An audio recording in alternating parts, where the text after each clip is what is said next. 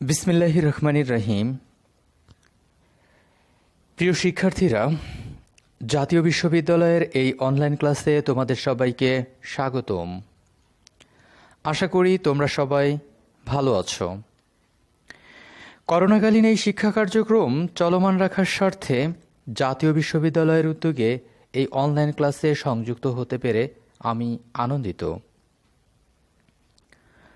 সবাইকে স্বাস্থ্যবিধি মেনে চলার আহ্বান জানাচ্ছি।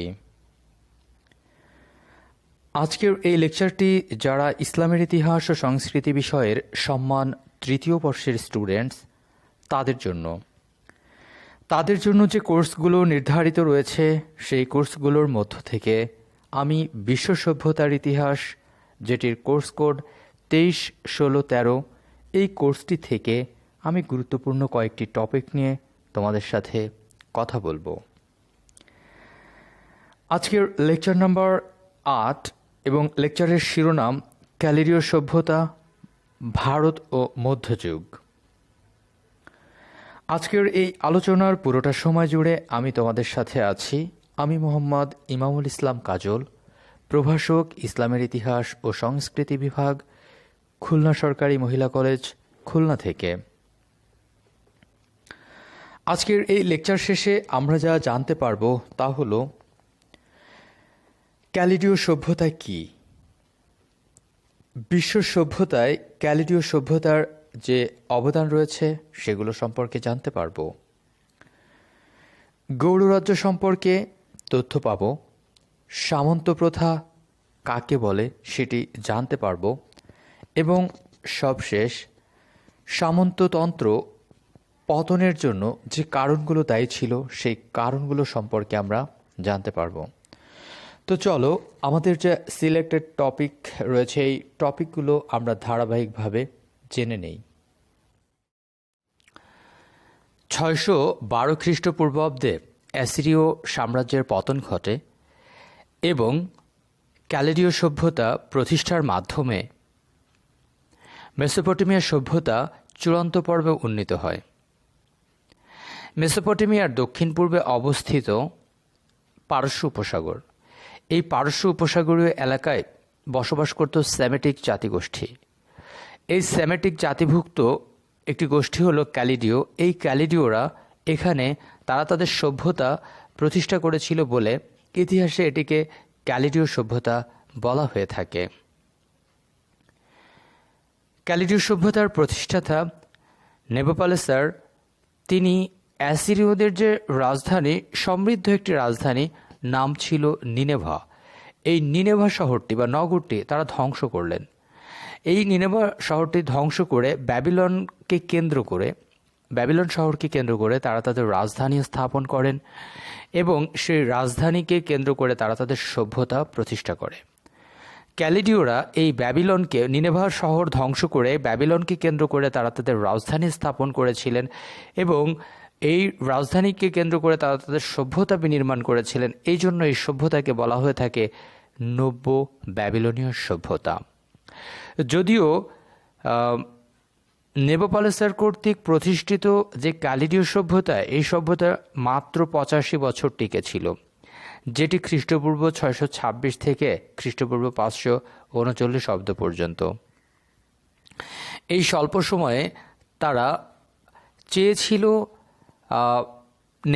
নেবুকাডনেছার, তারপর এসেছিল নেবুচাঁদনেজার, তারপর তার উত্তরসূরিরা এভাবেই চেয়েছিল প্রাচীন যে ব্যাবিলনীয় রাজা হাম্মুরাবি, সেই হাম্মুরাবির সময়কার যে সংস্কৃতি, সেই সংস্কৃতি পুনঃপ্রতিষ্ঠা করার জন্য। তারা ধর্ম এবং আইন বিষয়ে প্রতিভার স্বাক্ষর রেখেছিল। এমনকি এই ক্যালিডীয়রা ব্যাবিলনীয় যেসব আইন কানুন বা অবদান, সেগুলোর মাধ্যমে তারা প্রাচীন আইন, সাহিত্য, সরকার ব্যবস্থা, অর্থনৈতিক কর্মকাণ্ড ইত্যাদি দ্বারা তারা প্রভাবিত হয়েছিল বা এই ক্যালিডীয় সভ্যতার তারা তাদের অবদানকে পরিমার্জন করেছিল। এই সভ্যতা খুব বেশি দিন টিকে না থাকলেও এই সভ্যতার প্রভাব প্রাচ্য এবং পাশ্চাত্যের অনেক সভ্যতায় পাওয়া যায়। যেমন পারসিকরা বা পারস্য সভ্যতার লোকজন এই ক্যালিডীয় সভ্যতার যে সংস্কৃতি, সেই সংস্কৃতি দ্বারা প্রভাবিত হয়েছিল। হিব্রু সভ্যতার এই ক্যালিডীয়দের যে অদৃষ্টবাদ, সেই অদৃষ্টবাদ দর্শন দ্বারা প্রভাবিত হয়েছিল। হিব্রু সভ্যতার পরে আসে গ্রিক সভ্যতা। গ্রিক সভ্যতায় যারা ছিল, এই গ্রিক সভ্যতায় ক্যালিডীয়দের যে স্টোইক দর্শন, সেটি দ্বারা প্রভাবিত হয়েছিল। এবং রোমান সভ্যতা, সেই রোমান সভ্যতা ক্যালিডীয়দের যে জ্যোতির্বিজ্ঞান, সেই জ্যোতির্বিজ্ঞান দ্বারা প্রভাবিত হয়েছিল। এই গ্যালিলিওদের স্বল্প সময়ের যে অবদান, সেটি পৃথিবী অবশ্যই স্মরণ করে থাকে। তাদের অবদানের মধ্যে 7 দিনের সপ্তাহ, 24 ঘন্টায় দিন, 12 জোড়া ঘন্টার কাটা, এই কাটা দাগ কাটা এবং 12টি রাশিচক্রের যে সন্ধান বা এই কথাগুলো, সেটি কিন্তু আমরা ক্যালিডীয় সভ্যতা থেকেই পেয়ে থাকি। তো এক কথায় স্পষ্ট যে এই ক্যালিডীয় সভ্যতা বিশ্ব সভ্যতার ইতিহাসে তারা তাদের অবদানের মাধ্যমে আজও স্মরণীয় হয়ে আছে।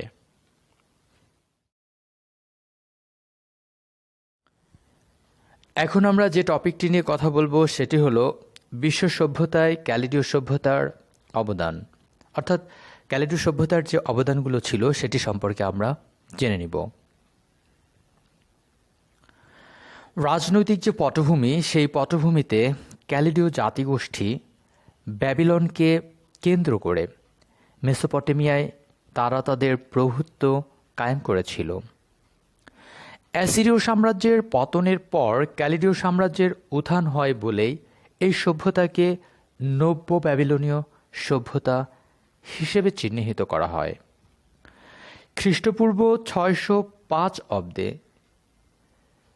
একজন কৃতি সম্রাট, যার নাম নেবুচাদনেজার, তিনি ব্যাবিলনের ক্ষমতায় আবির্ভূত হলেন। হাম্মুরাবির পর প্রায় 1000 বছর পর ব্যাবিলনে যে দুর্বলতা এবং বিশৃঙ্খলা দেখা দিয়েছিল, সেই নিমজ্জিত বিশৃঙ্খলা থেকে তিনি ব্যাবিলনকে উদ্ধার করলেন এবং ব্যাবিলনকে নতুন একটি যুগের পথ দেখালেন। সবশেষে এই ক্যালিডীয় সভ্যতারও পতন ঘটেছিল। তাদের পতন ঘটেছিল পারসীয়দের আক্রমণে। তাদের আক্রমণের মাধ্যমে ক্যালিডীয় সভ্যতার পতন ঘটে। এখন আমরা এই বিশ্ব সভ্যতায় ক্যালিডীয়দের যে অবদান, সেই অবদান পয়েন্ট আকারে একটু আলোচনা করব। তো প্রথম পয়েন্ট, শাসন ব্যবস্থা। নেবুচাদনেজার বিশাল সাম্রাজ্য যেমন প্রতিষ্ঠা করেছিলেন, তেমন সেই সাম্রাজ্য প্রতিষ্ঠা করার জন্য তিনি সুদক্ষ শাসন ব্যবস্থা প্রবর্তন করেছিলেন। তবে তিনি তার শাসন ব্যবস্থায় জনসাধারণ বা করদ যে রাজ্যগুলো ছিল, তাদের কাছ থেকে অত্যাধিক পরিমাণে কর আদায় করতেন। আর ওই সময়কাল বা সমসাময়িক সময়ে ক্যালিডীয় যে সভ্যতা, এই ক্যালিডীয় ছিল সে সময়কার সভ্য জগতের সবচেয়ে বড় নগরী। এই জন্য এখানে যে প্রশাসন ব্যবস্থা বা শাসন ব্যবস্থা, এটি খুবই উন্নত ছিল। পরবর্তী যে পয়েন্ট, সেটি হলো সমাজ ব্যবস্থা। এই সমাজ ব্যবস্থায় রাজা, রাজপরিবার তারা উচ্চ শ্রেণীভুক্ত ছিল। এখানে অভিজাত শ্রেণী এবং পুরোহিতদেরও কিন্তু ভালো একটা অবস্থান ছিল। তবে সুমেরীয় সভ্যতার মতো প্রশাসনে তাদের স্থান ছিল বলে তেমন কোনো প্রমাণ পাওয়া যায় না। অর্থাৎ এই ক্যালিডীয় সভ্যতায় সুমেরীয় যে সভ্যতা ছিল, তাদের সভ্যতায় যেমন সামাজিক দিক থেকে, মর্যাদার দিক থেকে 3টা শ্রেণী পাওয়া যেত সুমেরীয়তে, ঠিক একইভাবে ক্যালিডীয়তে এখানে একটি শ্রেণীকরণ করা হলো। তবে ক্যালিডীয় সভ্যতায় ব্যবসা বাণিজ্যের যে প্রসার, সেই প্রসার থেকে মনে হয় অ্যাসিরীয় সভ্যতার থেকে তাদের আর্থিক অবস্থা যথেষ্ট ভালো ছিল। প্রাচীনকালের অন্যান্য সভ্যতার মতো ক্যালিডীয় সভ্যতায়ও দাসদের অবস্থা ছিল খুবই করুণ।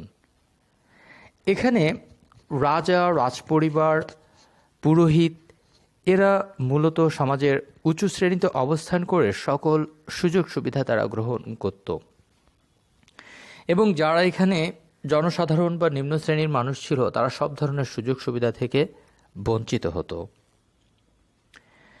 পরবর্তী যে পয়েন্ট সেটি হলো অর্থনীতি।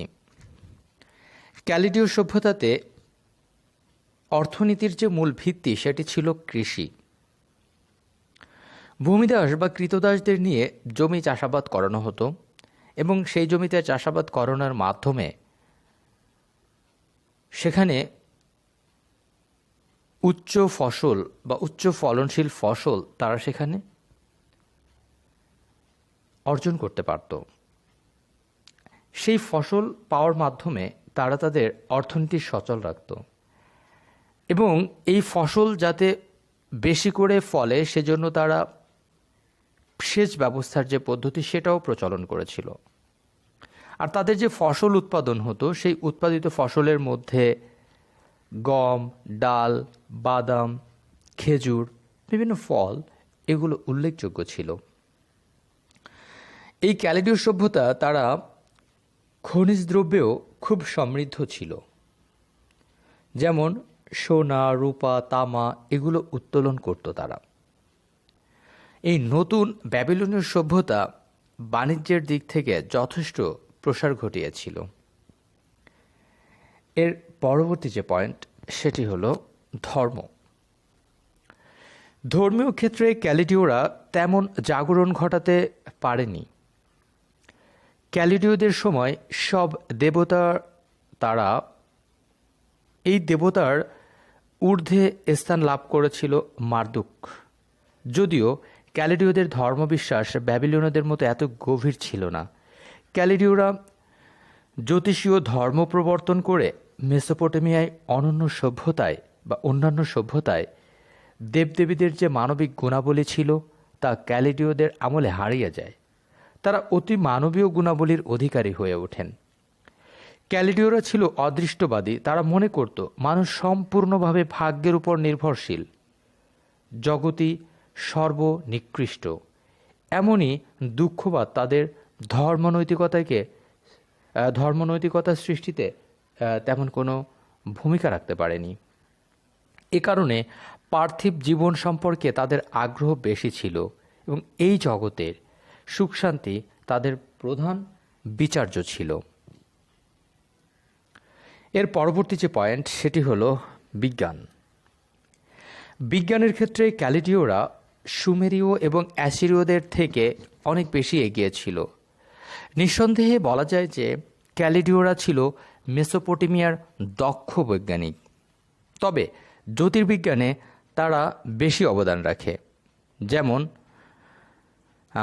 তারা সময় নিরূপণ পদ্ধতি আবিষ্কার করেছিল, 7 দিনে সপ্তাহ তারা আবিষ্কার করেছিল।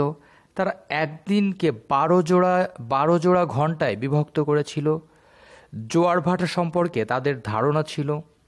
তারা চন্দ্র, সূর্য, গ্রহ, নক্ষত্রের গতিবিধিগুলো সঠিকভাবে পর্যবেক্ষণ ও লিপিবদ্ধ করতে সক্ষম হয়েছিল। ক্যালিডীয়রা মহাকাশের স্বর্গীয় উপাদানসমূহকে চিহ্নিত করে মানুষের ভবিষ্যৎ গণনার সাথে একটা সম্পর্ক গড়ে তোলে। পৃথিবীর এই আদি জ্যোতিষেরা রাশিচক্রে 12টি চিহ্নের সৃষ্টি করেন। ক্যালিডীয়দের জ্যোতির্বিজ্ঞান ক্যালিডীয় সাম্রাজ্য এবং এর বাইরে যথেষ্ট প্রভাব বিস্তার করেছিল।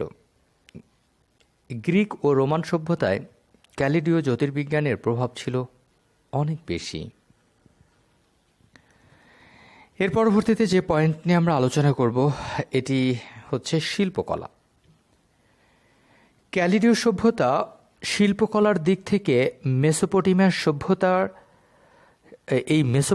সভ্যতাকে অনেক বেশি সমৃদ্ধ করেছিল। প্রাসাদ, মন্দিরের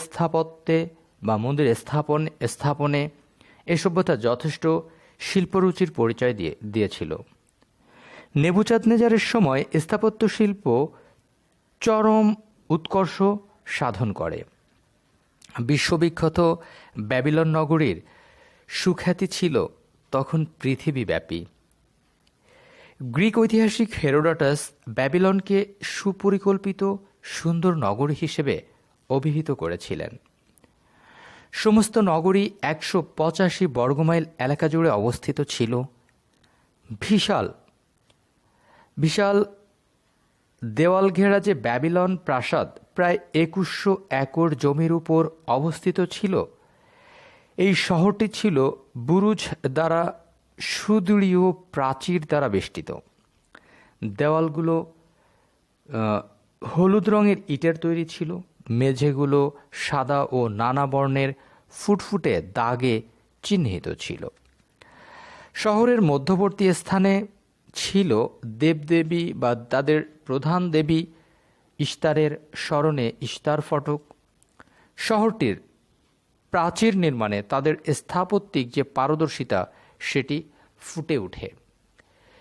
নেবুচাঁদনেজার ব্যাবিলনের জোড়াচত্বর দেওয়ালকে সংস্কার করে আরও বেশি প্রতিরোধক্ষম করে গড়ে তোলে। মন্দির নির্মাণের ক্ষেত্রেও ক্যালিডিওরা যথেষ্ট নিপুণতা দেখিয়েছিলেন। এগুলোর মধ্যে সবচেয়ে উল্লেখযোগ্য ছিল ব্যাবিলনীয় জিগুরাত।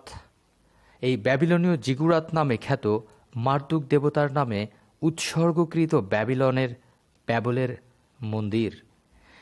বাইবেলে একে টাওয়ার অব ব্যাবল বলা আছে।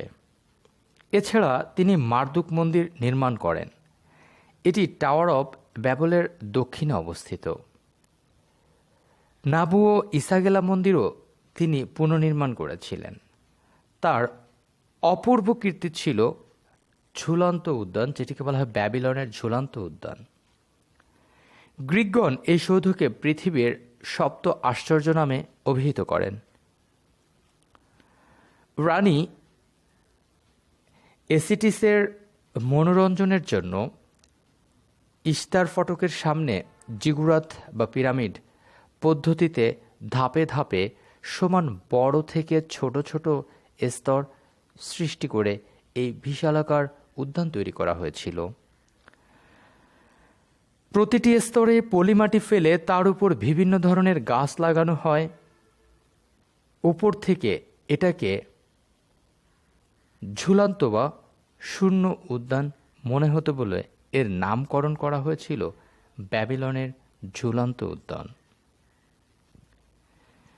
মূলত এই ক্যালিডীয় সভ্যতা তারা শিল্পকলার ক্ষেত্রে এক অভূতপূর্ব সাফল্য দেখিয়েছিলেন। তো ক্যালিডীয় সভ্যতার অবদানের কথা বলতে গেলে এই আলোচনার শেষে বলা যায়, ক্যালিডীয় সভ্যতা স্বল্প সময়ে টিকে থাকলেও প্রাচ্য ও পাশ্চাত্য বিভিন্ন সভ্যতার উপর এই সভ্যতার ব্যাপক প্রভাব ছিল। পারসিকরা ক্যালিডীয় সংস্কৃতি, ইহুদিরা ক্যালিডীয় ধর্মের অদৃষ্টবাদ দ্বারা প্রভাবিত হয়েছিল। এছাড়া গ্রিকদের স্টোইক দর্শন ক্যালিডীয়দের চিন্তা চেতনা দ্বারা প্রভাবিত হয়েছিল। তাহলে গ্রিকদের যে স্টোইক দর্শন ছিল সেটি ক্যালিডীয়দের চিন্তা চেতনা দ্বারা ব্যাপকভাবে প্রভাবিত হয়েছিল। রোমানরা ক্যালিডীয় জ্যোতির্বিজ্ঞানের দ্বারা প্রভাবিত হয়েছিল। তাই নিঃসন্দেহে বলা যায় বিশ্ব সভ্যতায় বা বিশ্ব সভ্যতার ইতিহাসে ক্যালিডীয় বা নব্য ব্যাবিলনীয়দের অবদান অনস্বীকার্য।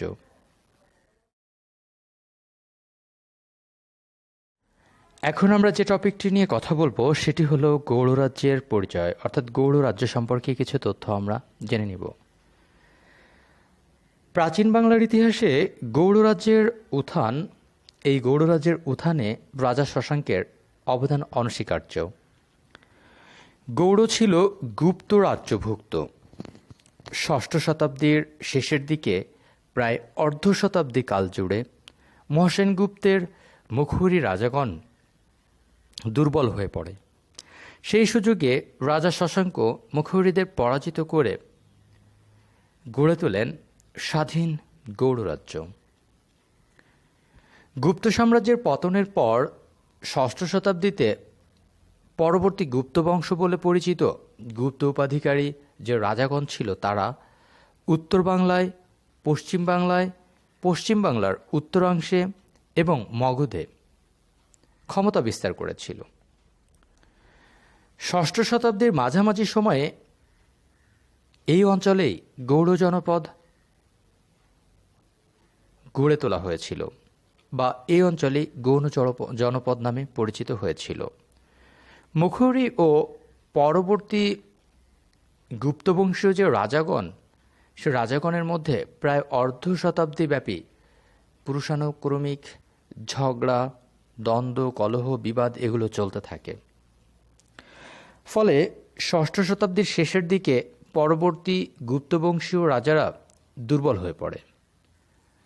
এখানে চালুক্য রাজ কৃত্তিবর্মার আক্রমণ তাদের ক্ষমতার ভিত্তিকে দুর্বল করে দেয়। আবার উত্তর দিক থেকে তিব্বতী একজন শাসক, যার নাম হলো স্রনসান গম্পোর, এই স্রনসান গম্পোর তিনি আক্রমণ করলেন। এই স্রনসান গম্পোরের আক্রমণে পরবর্তী গুপ্তবংশীয় যে রাজত্ব, সেই রাজত্বের বিলুপ্তির পথ সুগম হয়েছিল। এই অবস্থার পূর্ণ সুযোগ গ্রহণ করেছিলেন রাজা শশাঙ্ক। তিনি সপ্তম শতাব্দীর গোড়ার দিকে গৌড়ীয় অঞ্চল দখল করে স্বাধীন সার্বভৌম রাজ্যের প্রতিষ্ঠা করেন। তিনি শুধু গৌড় রাজ্য প্রতিষ্ঠাই করেননি, বরং গৌড় রাজ্যের যে সীমা, এই সীমা মগধ ও উড়িষ্যার, মগধ বলতে বর্তমান দক্ষিণ বিহার এবং উড়িষ্যার উত্তরাঞ্চল পর্যন্ত বৃদ্ধি করেছিলেন। রাজা শশাঙ্ক এক স্বাধীন সার্বভৌম রাজ্য প্রতিষ্ঠা করেন এবং আমৃত্যু এই রাজ্যের অধিপতি ছিলেন। পরিশেষে কথা বলা যায় যে সপ্তম শতাব্দীর অন্যতম একজন শাসক রাজা শশাঙ্ক শুধু একজন শক্তিশালী শাসক ছিলেন না, বরং তিনি তার বুদ্ধিমত্তা, দূরদর্শিতা, জ্ঞান, প্রজ্ঞা এগুলোর দ্বারা রাজ্য জয় থেকে শুরু করে ধর্মীয় সব ক্ষেত্রে কৃতিত্বের পরিচয় বহন করেন। স্বাধীন গৌড়রাজ্য প্রতিষ্ঠা তার কৃতিত্বের পরিচয় বহন করে।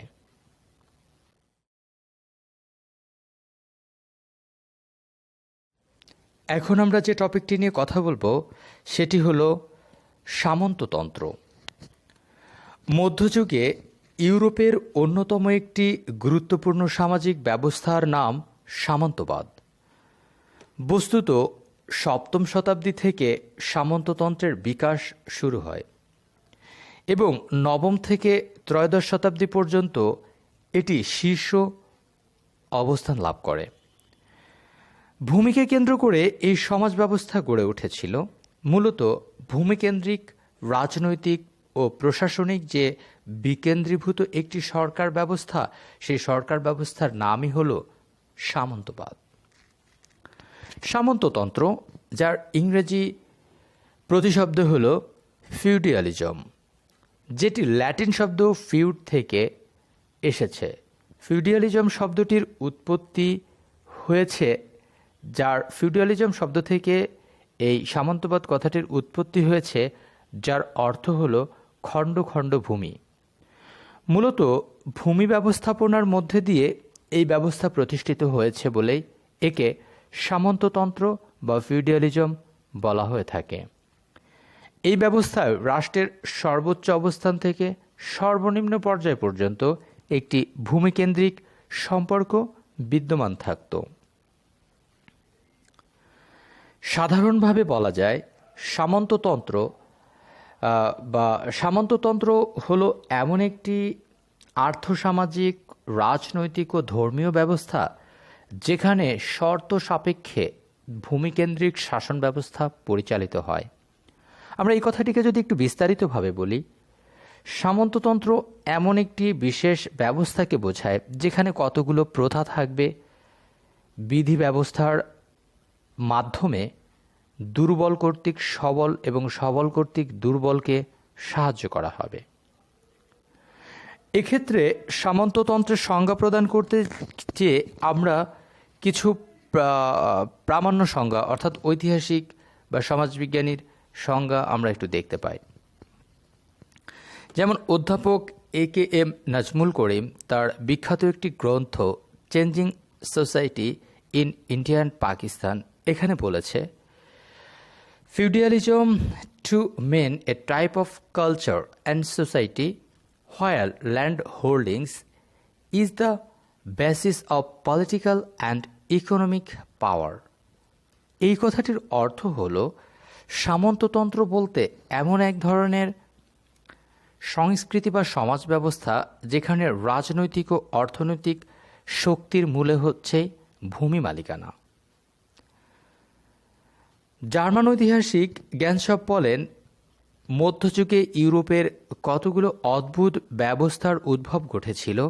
এই অদ্ভুত ব্যবস্থার উদ্ভব যেগুলো ঘটেছিল, যা বিকাশ লাভ করেছিল একখণ্ড জমিকে কেন্দ্র করে, আর সেটি হলো লর্ড বা ভ্যাসেল।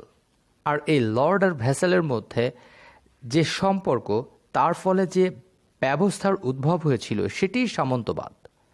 অর্থাৎ সামন্ততন্ত্রের মূল বা ভূমি মালিকানার ভিত্তিতে সামন্তপ্রভু এবং ভূমিদাস যে সম্পর্ক সেটি গড়ে ওঠে, যা ভূমি বন্টন ও রাজনৈতিক ক্ষমতার বিন্যাস হিসেবে পরিগণিত হতো। এখানে রাজা থেকে ভূমিদাস পর্যন্ত অসংখ্য মধ্যস্বত্ব ভোগী শ্রেণী ছিল।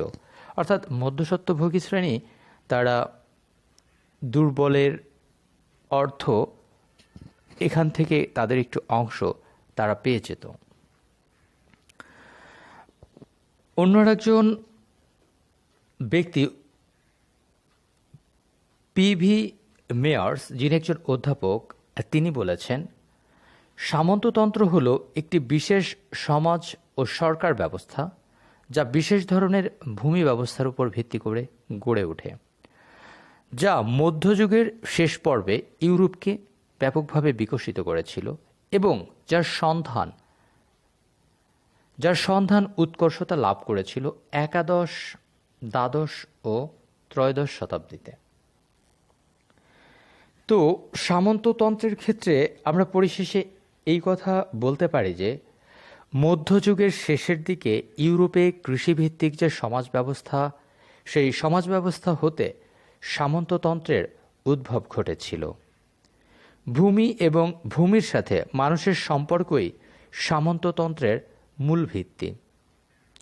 সুতরাং সামন্ততন্ত্র হল এমন একটি ব্যবস্থার সমষ্টি যেখানে শক্তিশালী যে মানুষগুলো ছিল, সেই শক্তিশালী মানুষ দুর্বল মানুষকে সাহায্য করবে এবং বিনিময়ে দুর্বল মানুষ শক্তিশালী মানুষকে সেবা প্রদান করবে। এটিই ছিল সামন্ত প্রথার মূল কথা।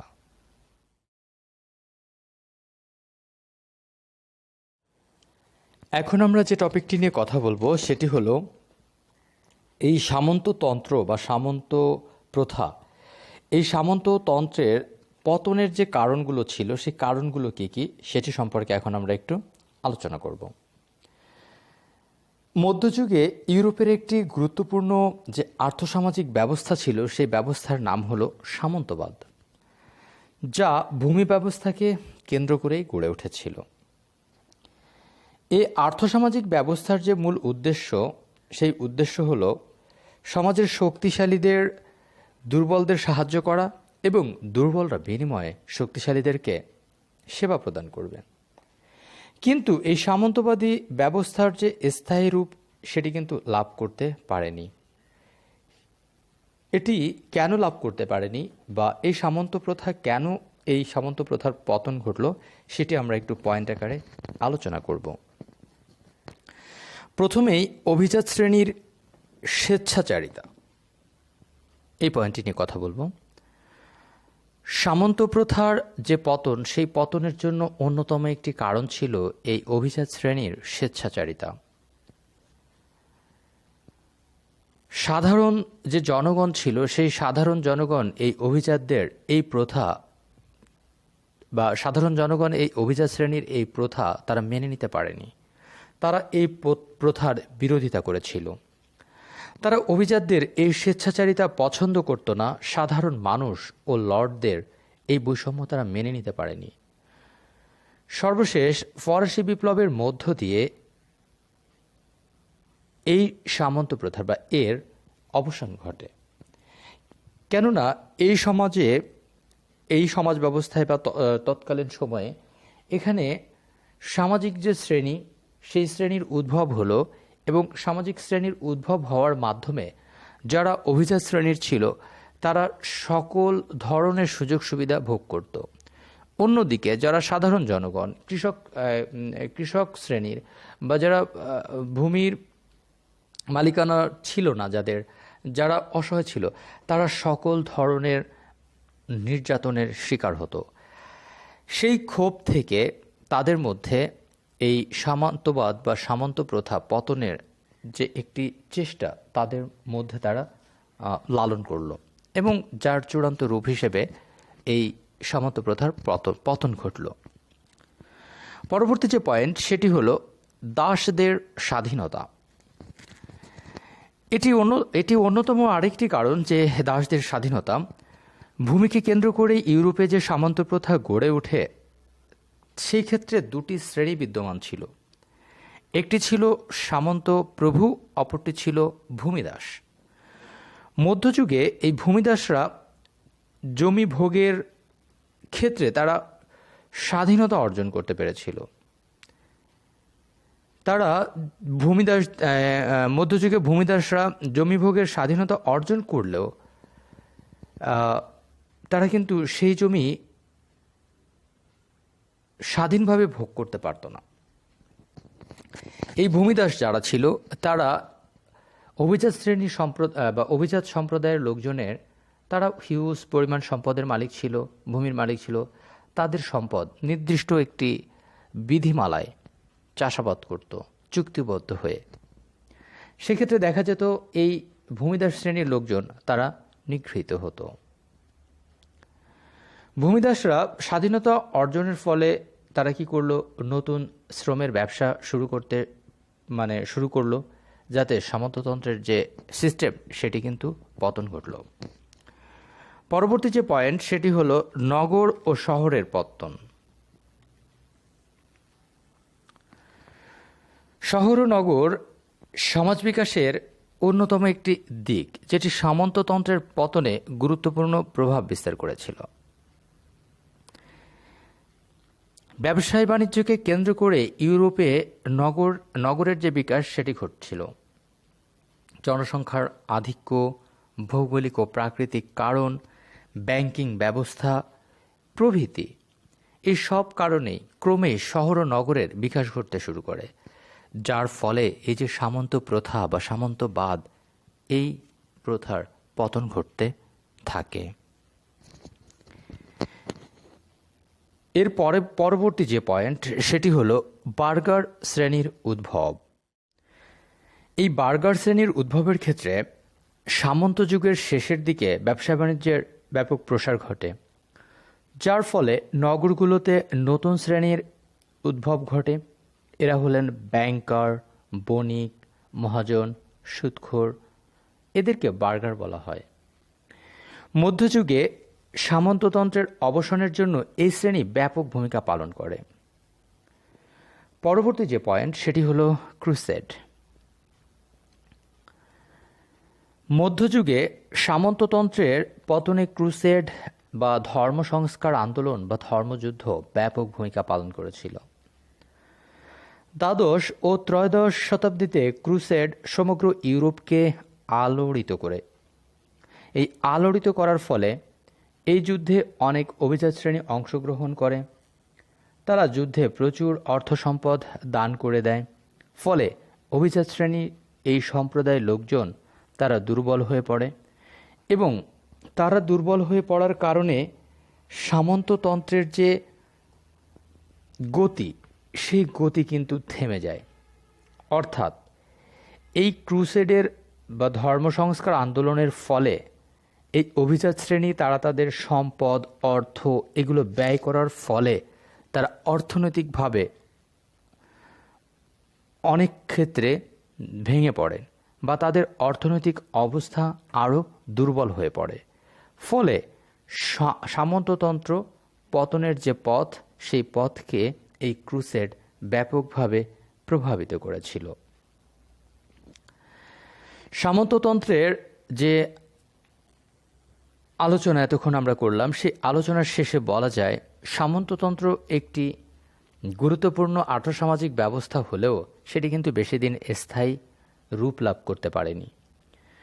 মধ্যযুগে সম্রাট শার্লেমেনের মৃত্যুর পর যোগ্য শাসকের অভাবে সাম্রাজ্য ছোট ছোট অংশে বিভক্ত হতে শুরু করে এবং এই প্রক্রিয়ার মাধ্যমে এবং উল্লেখিত যে কারণগুলো আমরা আলোচনা করলাম, এই কারণগুলোর কারণেই বা এই কারণগুলোর মাধ্যমে যে সামন্ততন্ত্র বা সামন্ত প্রথা সেটি পতন ঘটল।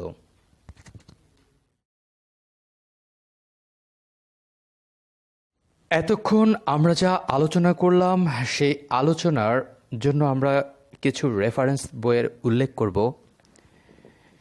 সভ্যতার ইতিহাস প্রাচীন ও মধ্যযুগ বইটি লিখেছেন ডক্টর আবু মোহাম্মদ দেলোয়ার হোসেন স্যার ও মোহাম্মদ আব্দুল কুদ্দুস স্যার। বিশ্ব সভ্যতার ইতিহাস প্রথম ও দ্বিতীয় খণ্ড লিখেছেন শাহনেওয়াজ ও AKM স্যার। মানুষের ইতিহাস বইটি লিখেছেন হালিম আব্দুল ও অন্যান্য। World history at a glance লন্ডনের এই বইটি লিখেছেন Reither and Joseph. World civilisation বইটি করাচির লিখেছেন রালফ অ্যান্ড বার্নস। আমরা রেফারেন্স বই হিসেবে এই বইগুলোর উল্লেখ করতে পারি।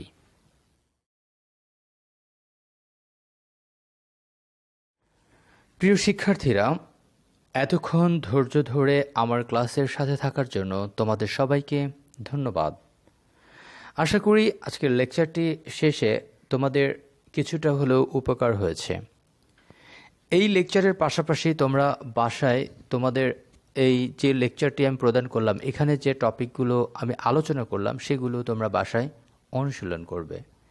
সেগুলো তোমরা বাসায় অনুশীলন করলে তোমাদের এই টপিক সম্পর্কে যে ধারণা সেটি স্বচ্ছ হবে এবং এখান থেকে যে প্রশ্ন তোমাদের পরীক্ষায় আসবে সেটি তোমরা খুব ভালোভাবেই অ্যান্সার করতে পারবে। তো আগামী কোনো একটি লেকচারে তোমাদের সাথে নতুন কোনো টপিক নিয়ে আবারও কথা হবে। ততক্ষণে তোমরা ভালো থাকো, সুস্থ থাকো।